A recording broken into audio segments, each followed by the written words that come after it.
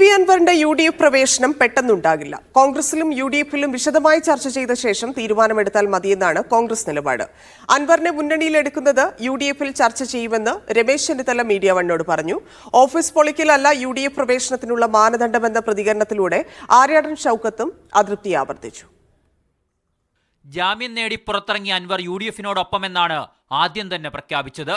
League നേതാക്കളുമായുള്ള കൂടിക്കാഴ്ച, പ്രതിപക്ഷ നേതാവ് VD സതീശന്റെ മയപ്പെട്ടുള്ള പ്രതികരണം, കെ സുധാകരന്റെ പിന്തുണ ഇതെല്ലാമായപ്പോൾ അൻവർ വേഗത്തിൽ UDFിൽ എത്തുമെന്ന പ്രചാരണം ശക്തിപ്പെട്ടു.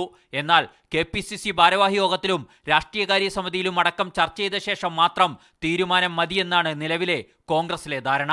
പാർട്ടിയും UDFുമാണ് ഈ കാര്യത്തിൽ തീരുമാനമെടുക്കേണ്ടത്. അതേ സംബന്ധിച്ച് ഒരു ചർച്ചയും ഇതുവരെ ഉണ്ടായിട്ടില്ല.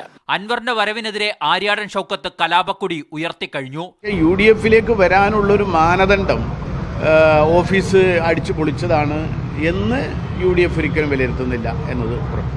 മലപ്പുറത്തെ പാർട്ടിയിൽ അൻവറിന്റെ UDF പ്രവേശനം സൃഷ്ടിക്കാവുന്ന പ്രതിഫലനങ്ങളും കോൺഗ്രസ് വിലയിരുത്തും. ഏതെങ്കിലും ഘടകകക്ഷികൾ ആവശ്യമുന്നയിക്കുമ്പോൾ UDFിൽ വിഷയം ചർച്ച ചെയ്യാമെന്ന ധാരണയിലാണ് കോൺഗ്രസ് നേതാക്കൾ. മുതിർന്ന കോൺഗ്രസ് നേതാക്കളെ നേരിൽ കാണാനുള്ള താൽപര്യം PV അൻവർ അറിയിച്ചിട്ടുണ്ട്. മീഡിയ 1 തിരുവനന്തപുരം, മലപ്പുറം.